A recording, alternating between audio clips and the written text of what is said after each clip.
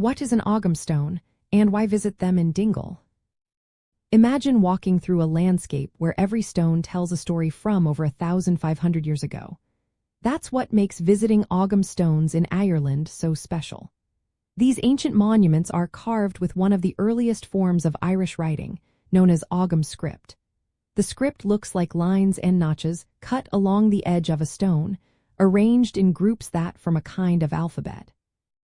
The carvings are usually made vertically, starting at the bottom and reading upward, sometimes wrapping around the stone's edge.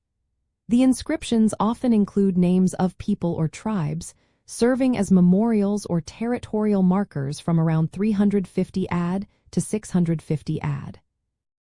Most Ogham stones are made from large oval sandstone pieces, and many are still standing in fields or on coastal routes. Ireland has around 400 surviving Ogham inscriptions, with the majority found in counties Cork, Kerry, and Waterford.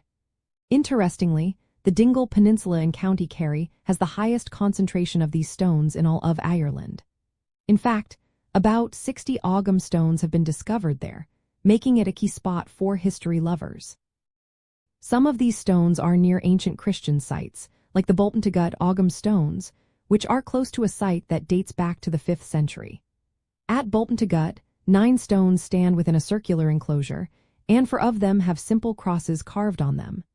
Many stones in the area reference the tribe called Dubhna's, meaning of Dubna, which is still the name of the local Gaeltacht or Irish-speaking area.